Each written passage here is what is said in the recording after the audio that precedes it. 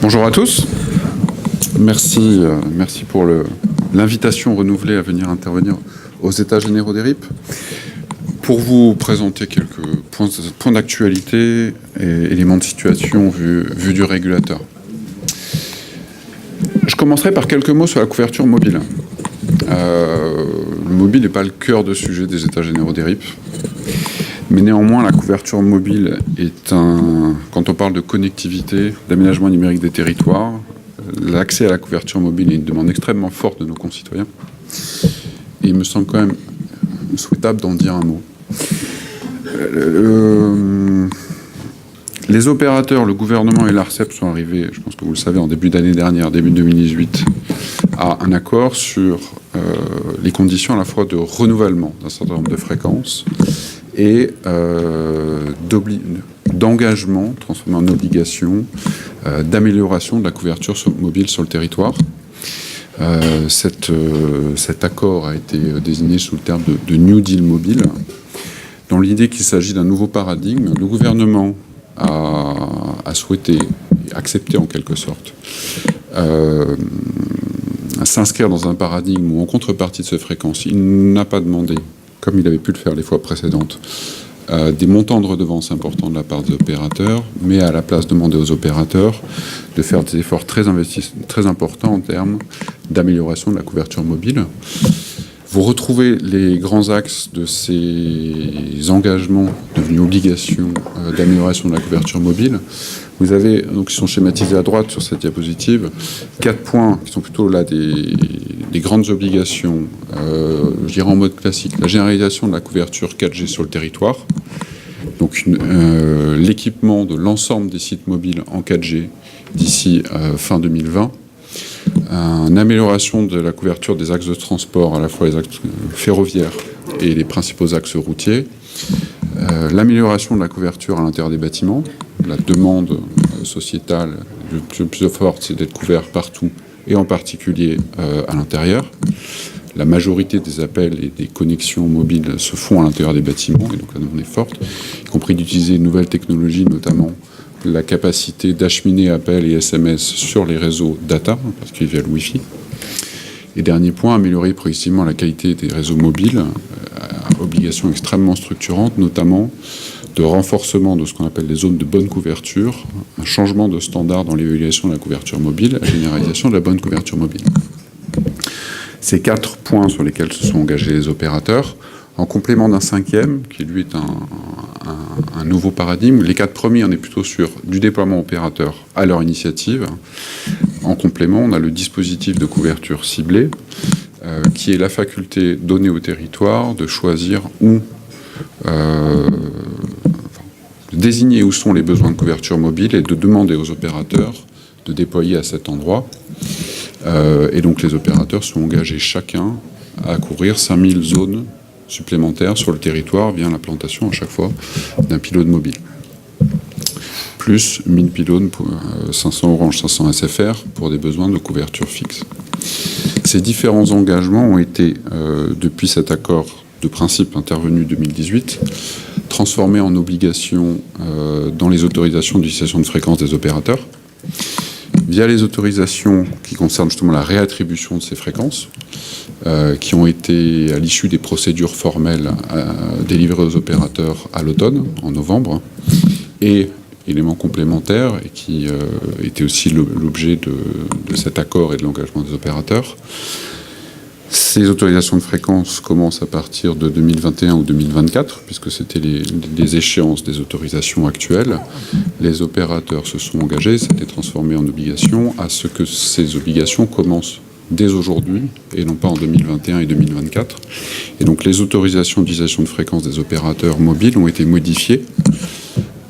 Ça a été fait au mois de juillet, au moment de lancement de la procédure de réattribution, pour intégrer dès aujourd'hui l'ensemble de ces obligations dans les autorisations de fréquences des opérateurs.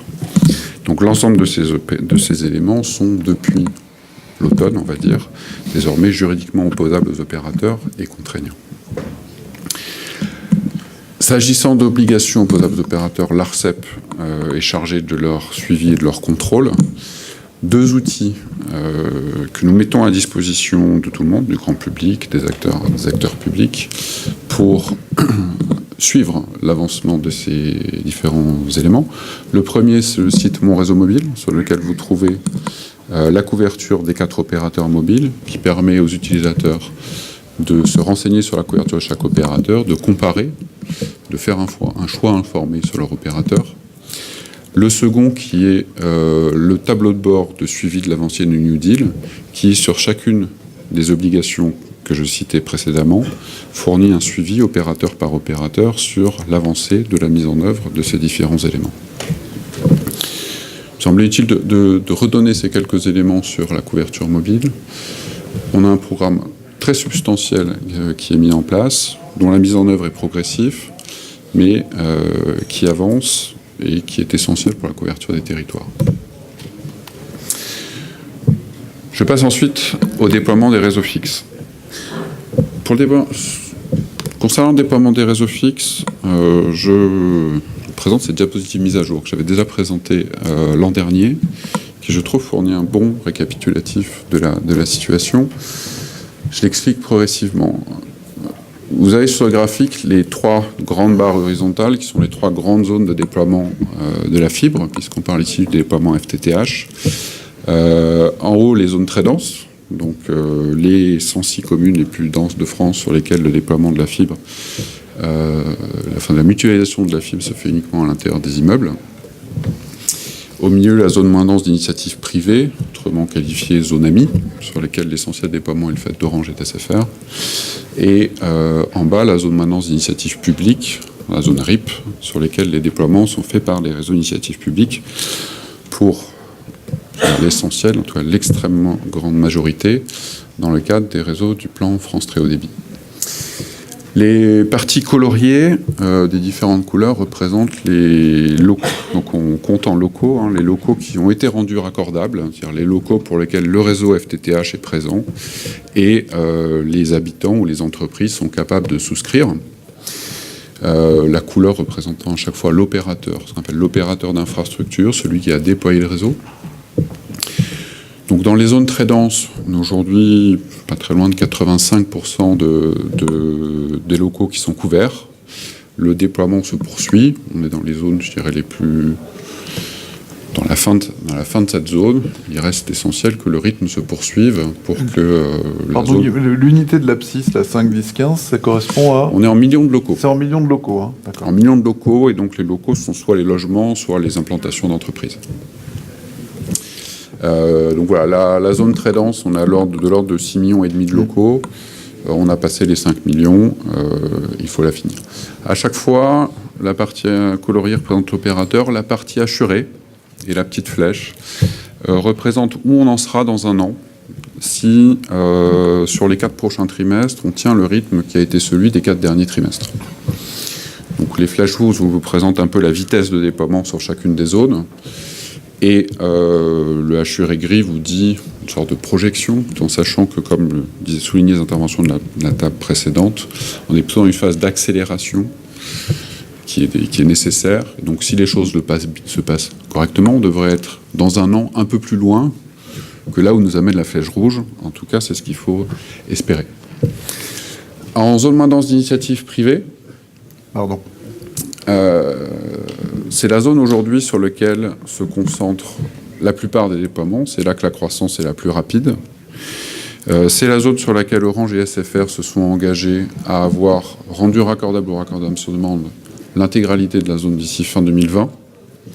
Ce qu'on voit sur cette zone, c'est que l'effort d'accélération y est important, les rythmes y sont importants, mais que pour tenir l'échéance de fin 2020, il va encore falloir accélérer très substantiellement.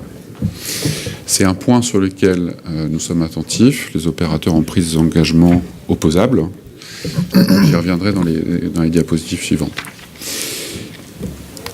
Zone d'initiative publique en bas. On est sur des projets qui ont été lancés un peu plus tardivement. Projets publics dont la maturation est un peu plus longue, mais néanmoins qui sont en phase d'accélération. Les rythmes de déploiement augmentent, ce qui est une bonne chose. Les déploiements s'industrialisent. Les petits pointillés à chaque fois, vous donne la taille des zones, le nombre de locaux total sur ces zones, et vous donne l'ampleur du reste à faire. On a deux choses dans ces graphiques. Une accélération très substantielle du rythme, qui est une bonne nouvelle.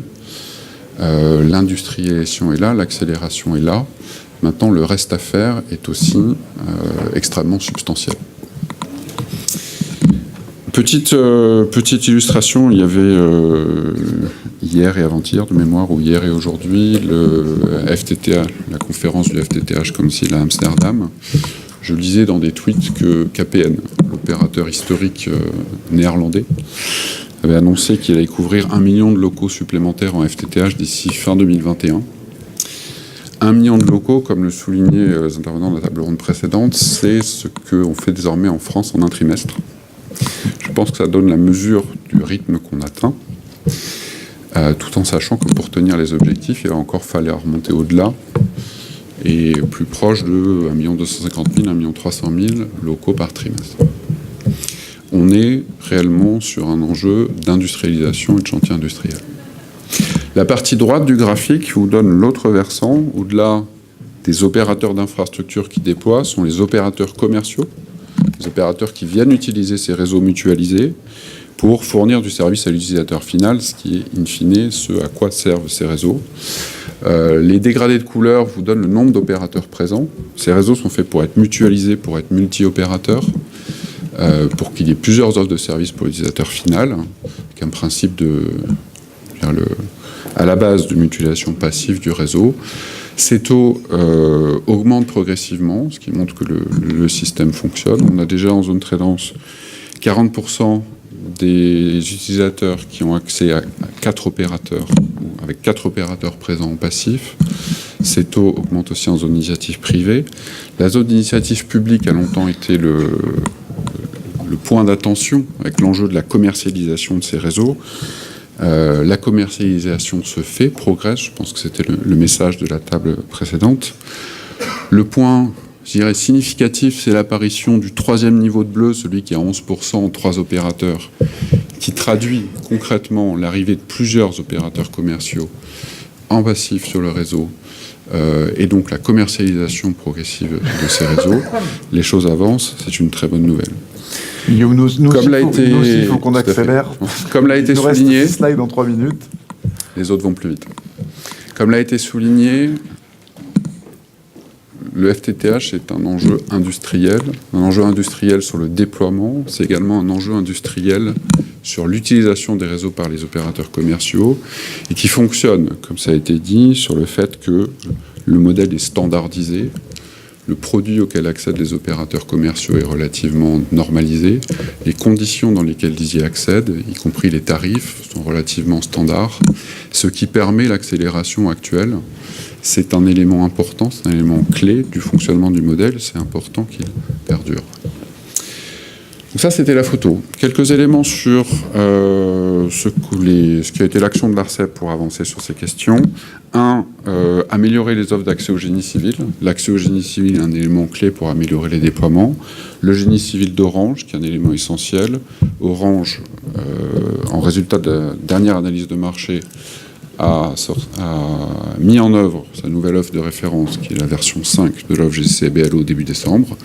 Il reste encore, c'est un chantier, je dirais, continu, quelques points à améliorer, mais on a des éléments, des avancées importantes dedans.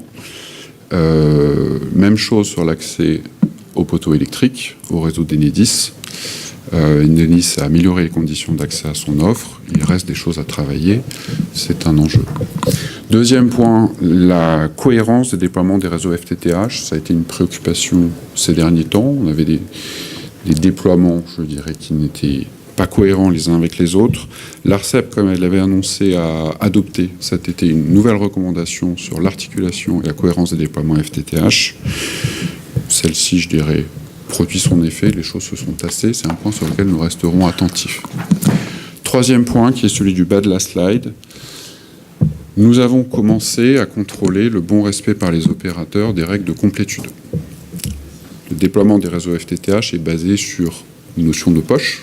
L'opérateur d'infrastructure est responsable d'une poche qui a été délimitée à l'avance.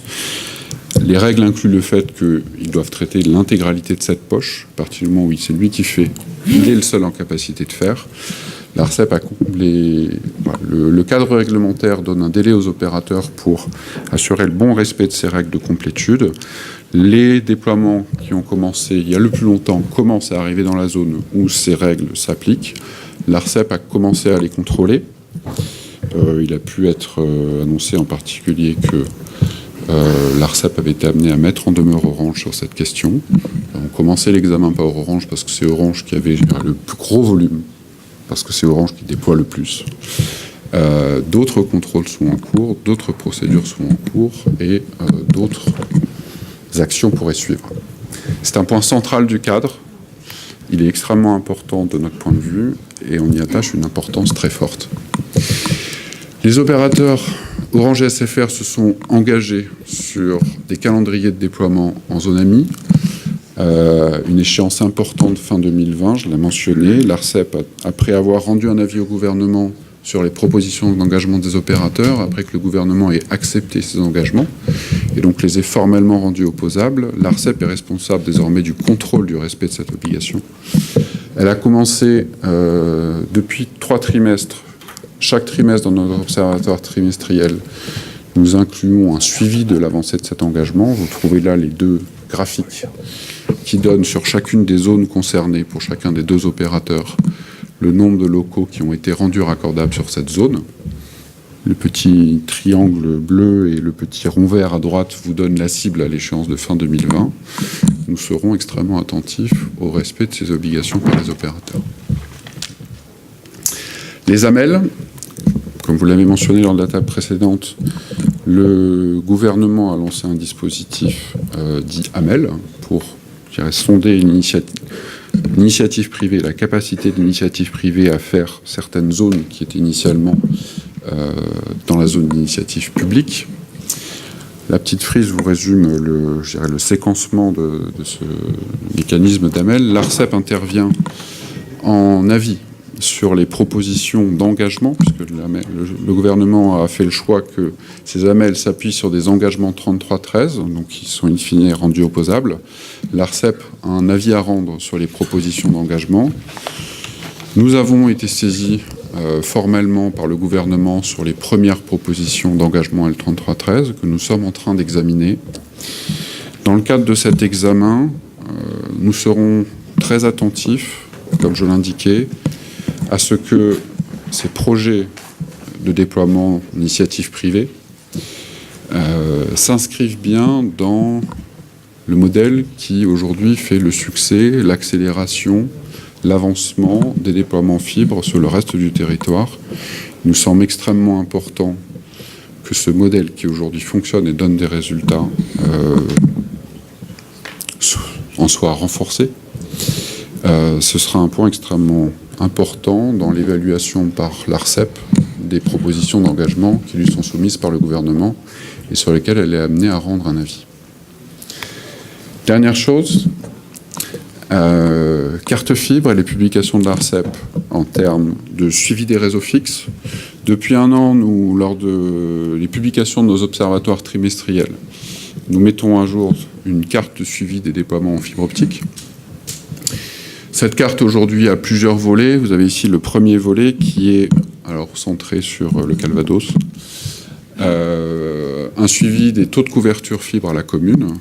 La carte vous présente commune par commune la proportion des locaux de la commune qui seront raccordables à un réseau fibre et donc sur lequel les habitants, les entreprises peuvent, le cas échéant, souscrire à un accès sur les réseaux fibre optiques. Cette carte telle qu'elle est présentée là vous présente également les zones sur lesquelles les opérateurs ont pris des engagements opposables de déploiement. Vous avez notamment autour de Caen, les communes entourées en orange sont les communes sur lesquelles Orange s'est engagé à déployer les réseaux FTTH d'ici fin 2020. Cette vue à la commune est depuis début décembre renforcée ou affinée par une vision qui est désormais à l'immeuble.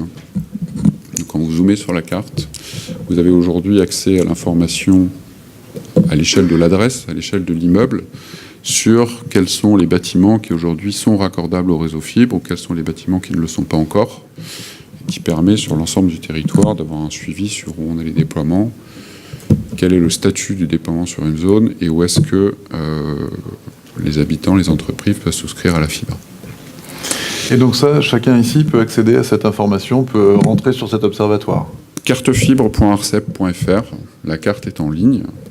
Lorsque vous cliquez sur un immeuble, vous avez accès à quelques informations plus détaillées sur le statut exact, les références de l'immeuble, les références de PM, l'opérateur qui déploie. Ces différentes informations sont par ailleurs disponibles en open data. Le fichier intégral de toutes ces adresses et tous les statuts peut être téléchargé sur data.gouv.fr. En particulier pour les collectivités qui veulent suivre sur leur territoire, les éléments sont réutilisables. On travaille actuellement à l'enrichissement, à l'étape suivante de ces observatoires et de ces éléments pour ajouter prochainement un affichage des projets de déploiement, en particulier ceux collectés par l'agence dans le cadre du suivi des RIP du plan France Très Haut Débit, pour également enrichir ces cartographies des données sur les autres technologies, couverture cuivre, couverture câble, couverture radio, couverture 4G, et fournir une information sur l'éligibilité commerciale. Aujourd'hui, la carte vous dit le réseau fibre est présent. Demain, lorsque vous cliquerez sur un immeuble, vous aurez accès à l'information de savoir est-ce qu'Orange propose une offre, est-ce que SFR propose une offre, est-ce que Free propose une offre, est-ce que WeBox propose une offre, etc. Et donc avoir accès immeuble par immeuble à l'ensemble de l'éligibilité par technologie, par débit, par FAI, qui permettra de donner une vision plus fine sur la couverture numérique du territoire. Pour finir, je vous donne rendez-vous le 26 mars à la Bibliothèque nationale François Mitterrand pour la conférence annuelle Territoire connecté de l'ARCEP. Merci. Merci Guillaume, merci beaucoup.